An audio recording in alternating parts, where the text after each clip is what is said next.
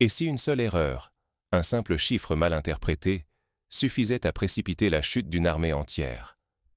Imaginez une défense présentée partout comme un modèle d'ingéniosité et de robustesse, consolidée par des mois de préparation, de réseaux de tranchées, de barrières et d'équipements venus d'Occident.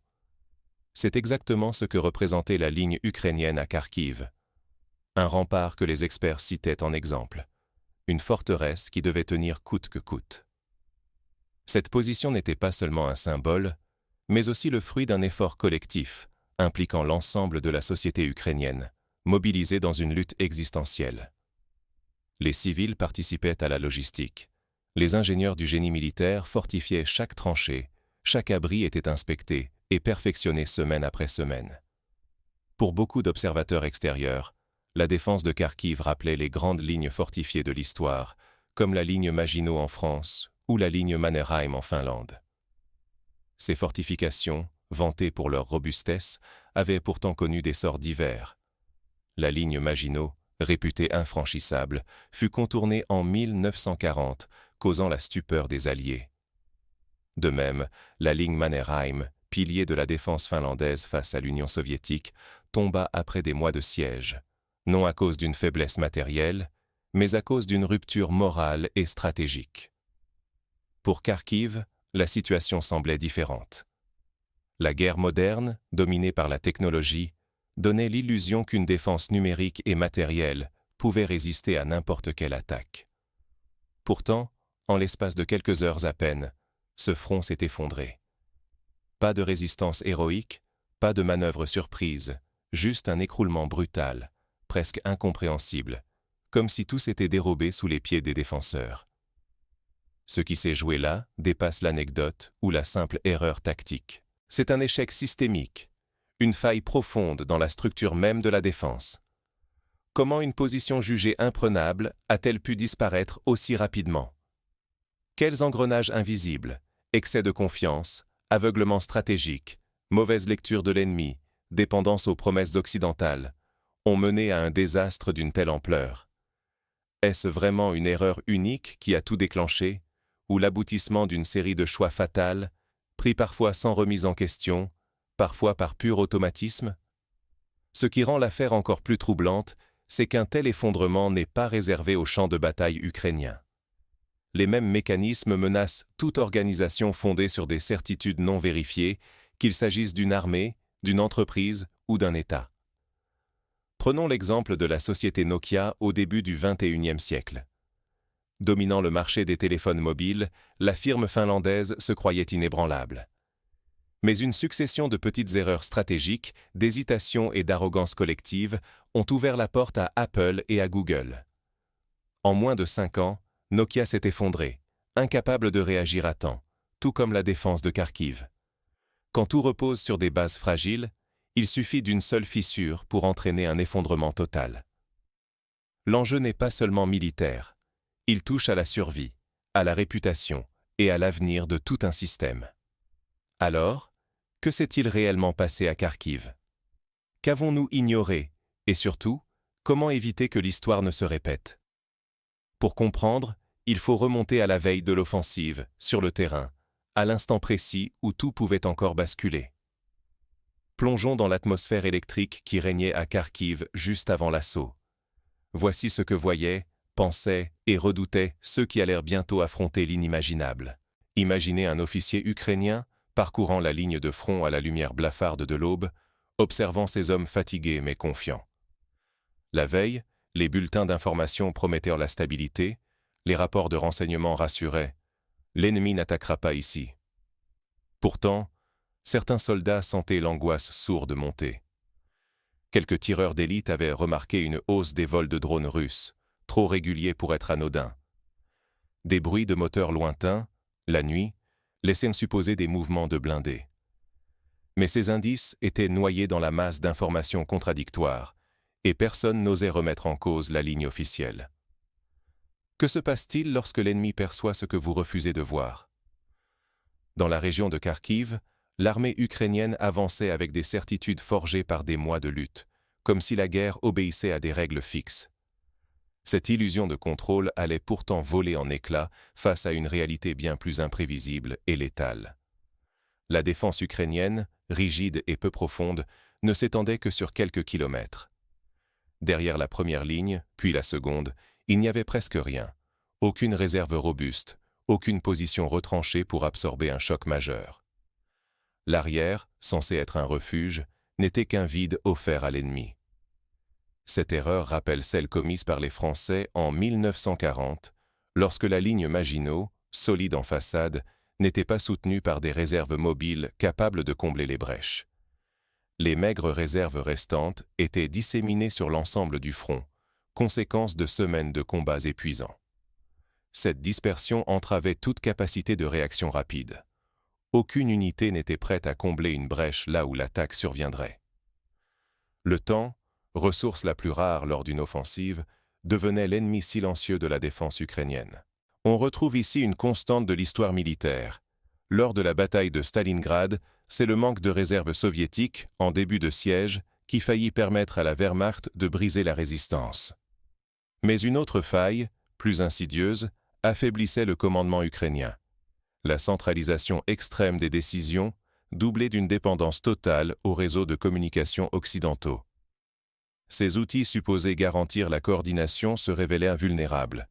Un simple brouillage électromagnétique suffirait à désorganiser la chaîne de commandement. Subitement privées d'ordre et isolées, les unités ukrainiennes perdaient à leur cohésion, incapables de manœuvrer ensemble. L'exemple de la bataille de Koursk en 1943 illustre l'importance d'une chaîne de commandement flexible.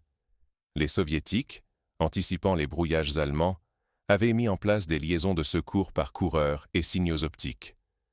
Dans l'ombre, l'état-major russe orchestrait une dissimulation méthodique.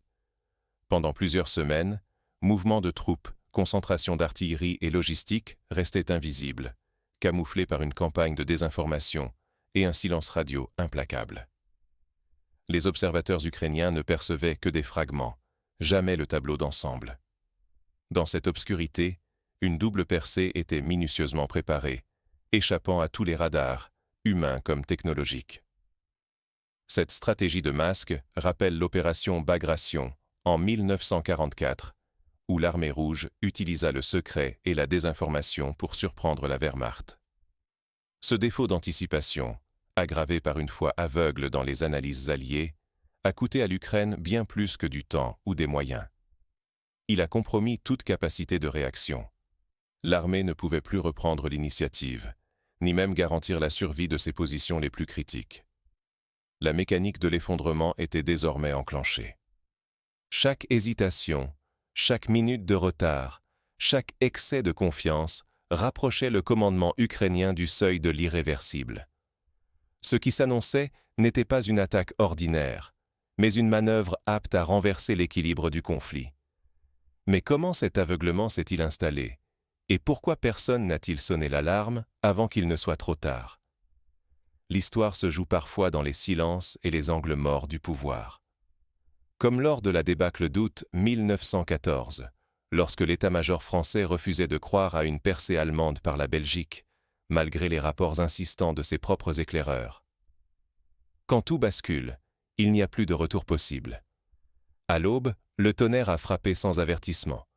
Une salve d'artillerie russe, calculée au millimètre, s'est abattue sur les lignes ukrainiennes. En moins de 10 minutes, les postes de commandement, les réseaux radio, les dépôts d'armes ont été réduits au silence. La chaîne de commandement s'est pulvérisée. Plus d'ordre, plus de réponse, seulement la stupeur. Mais l'onde de choc ne venait pas que des obus. L'assaut russe, d'une synchronisation redoutable, a mêlé avions, drones, troupes terrestres et guerre électronique. Les bombardiers rasant les nœuds logistiques, les hélicoptères harcelant les arrières, pendant que les brouilleurs coupaient toute communication. Les drones FPV traquaient les groupes isolés, tandis que les chars et l'infanterie mécanisée s'engouffraient dans chaque brèche. Le moral ukrainien n'a pas tenu. La puissance et la vitesse de l'attaque ont laissé une impression d'impuissance absolue. Certains bataillons, désorientés, ont tenté de tenir, puis se sont éparpillés en découvrant qu'aucun renfort ne viendrait. Le désordre s'est propagé plus vite que la peur, sapant tout esprit de résistance en quelques instants. En moins de 4 heures, la première ligne ukrainienne a cessé d'exister. 20 kilomètres de front étaient percés, ouvrant une faille immense où les blindés russes fonçaient sans opposition. L'effondrement n'a pas été graduel, tout un système balayé en une matinée. Dès lors, tout s'est joué à la vitesse. L'objectif russe était limpide, encercler, vite, tous les groupes ukrainiens encore présents avant qu'ils ne décrochent ou ne soient secourus.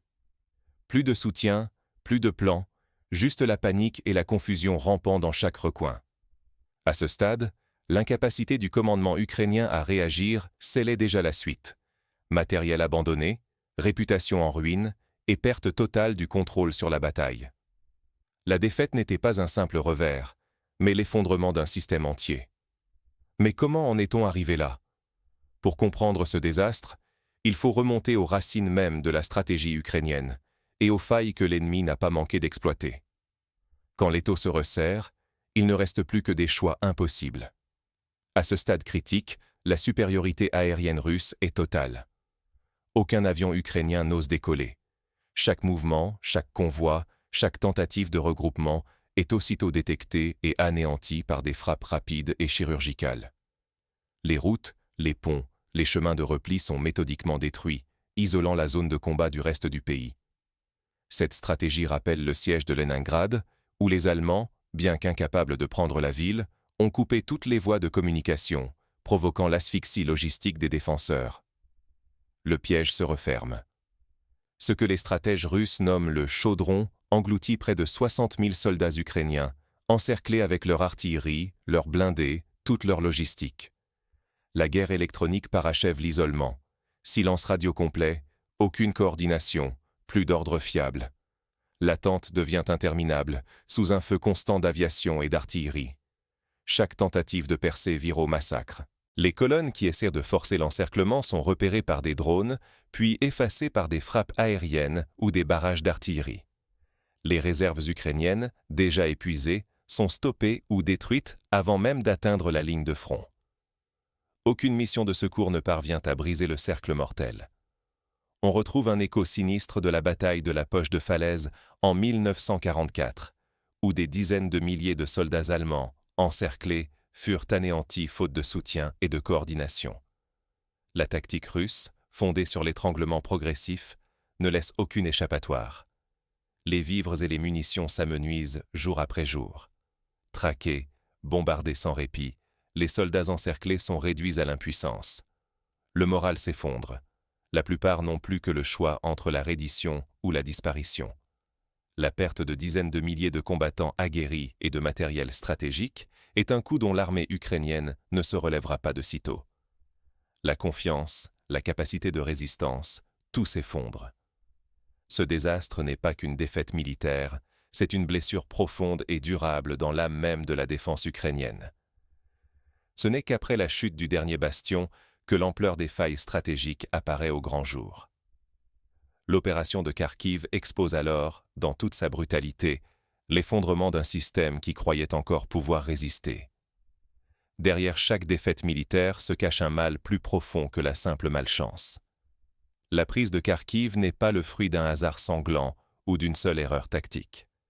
C'est le résultat d'un enchaînement d'échecs structurels, révélateur d'une crise bien plus large qui menace tout le système. Première leçon, la confiance excessive dans la robustesse de la défense ukrainienne a été fatale. Persuadé que ces lignes tiendraient, le commandement a négligé la possibilité d'une percée majeure, sous-estimant à la fois l'audace et la créativité de l'adversaire. Cette certitude a ouvert la voie à un désastre évitable. Lors de la bataille de Singapour en 1942, les Britanniques, persuadés que la jungle était infranchissable, furent pris de court par la rapidité de l'offensive japonaise. Sur le terrain, la chaîne de commandement s'est montrée trop rigide et lente. Les ordres mettaient des heures à remonter ou descendre.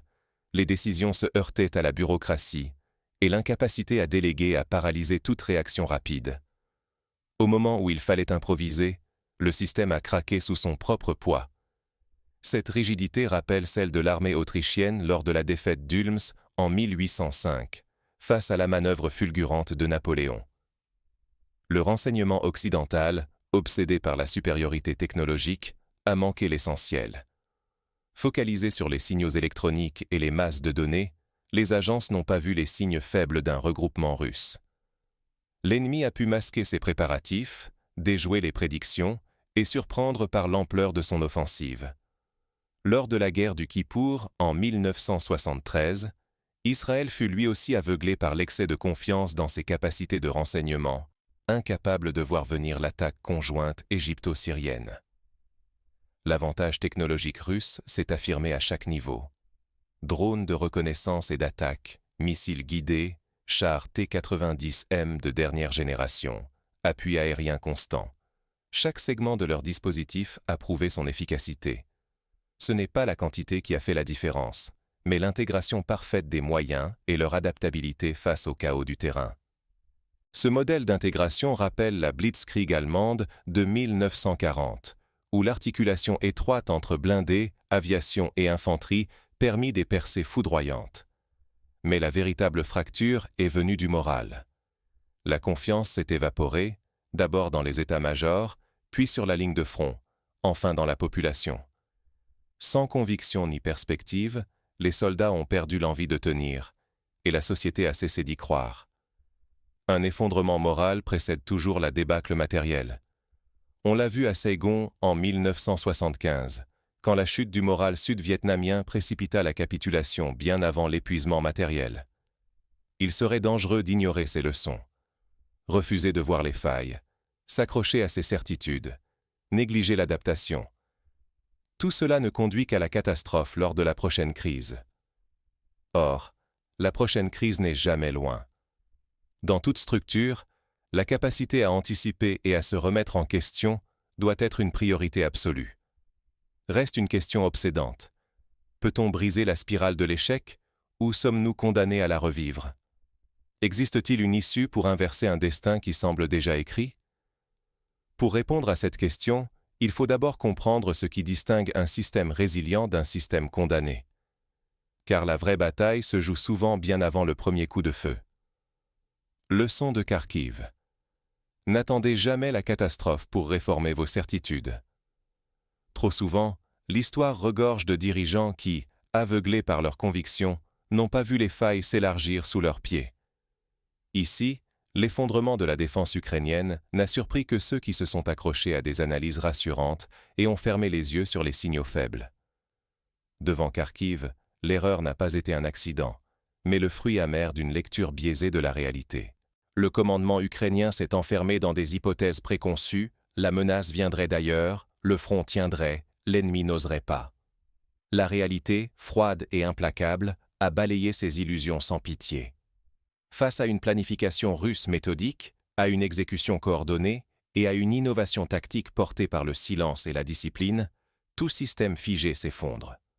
Une chaîne de commandement bureaucratique, une gestion à courte vue, sont condamnés d'avance. Les défenseurs ukrainiens, sans réserve, sans profondeur opérationnelle, dépendant de réseaux vulnérables, ont payé le prix fort de leur confiance mal placée. Mais la portée de cette leçon dépasse la guerre.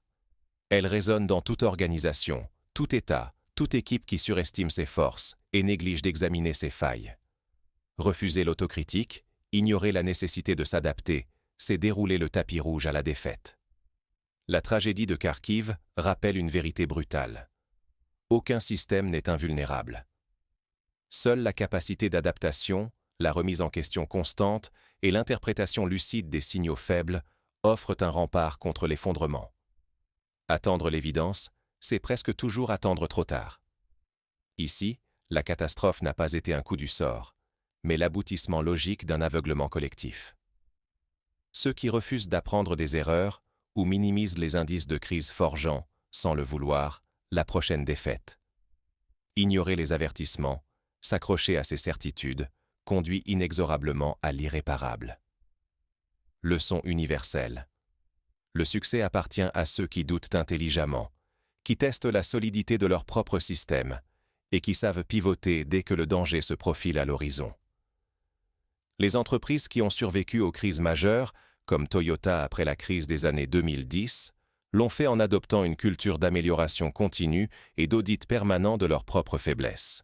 À vous maintenant, quelle que soit votre sphère d'action, de retenir cette exigence vitale. analyser, anticiper, s'adapter avant que le choc ne frappe. Car la plupart du temps, il ne prévient pas. En guise de conclusion, prenons quelques instants pour tirer des enseignements pratiques applicables à toute organisation. Premièrement, il est crucial de mettre en place des mécanismes d'alerte précoce. Cela peut passer par la multiplication des sources d'informations, la création de scénarios pessimistes et la simulation régulière de crises pour tester la réactivité des équipes. Comme l'armée israélienne l'a appris après la guerre du Kippour, il faut savoir écouter les signaux faibles, même s'ils dérangent les certitudes du commandement. Deuxièmement, la diversification des moyens de communication et la décentralisation des décisions sont essentielles. Les entreprises confrontées à des cyberattaques l'ont compris. Il faut prévoir des canaux de secours, former les équipes à l'autonomie et éviter la dépendance exclusive à une seule technologie ou à un seul partenaire. Troisièmement, il convient de cultiver la remise en question permanente. Les organisations qui intègrent l'autocritique dans leur culture, qui valorisent les retours d'expérience et qui récompensent la détection des failles avant la crise, augmentent leur résilience. La NASA, après la tragédie de Challenger en 1986, a repensé toute sa chaîne de décision pour empêcher de nouveaux drames. Quatrièmement, il faut investir dans la formation psychologique et morale des équipes. Un moral solide et une confiance lucide dans la direction permettent de traverser les tempêtes. Les armées qui tiennent dans l'adversité, comme les Finlandais face à l'URSS en 1940, s'appuient sur un esprit collectif forgé par l'épreuve, la communication et la clarté des buts. Enfin, n'oublions jamais que la peur de l'échec doit devenir un moteur d'innovation et non de paralysie. Ceux qui osent remettre en question les dogmes, qui cherchent à comprendre ce qui pourrait mal tourner, sont les mieux armés pour affronter l'imprévu. Fermez les yeux un instant et imaginez. Si demain, une crise surgissait dans votre domaine, seriez-vous prêt? Aurez-vous su déceler les failles, écouter les signaux faibles, adapter vos plans à temps? Ou attendrez-vous, comme tant d'autres avant vous, que le sol se dérobe sous vos pieds? L'histoire de Kharkiv, tragique et exemplaire, doit résonner comme un avertissement. L'adaptation, la vigilance et le doute lucide ne sont pas des luxes, mais des nécessités vitales. Ne les oubliez jamais.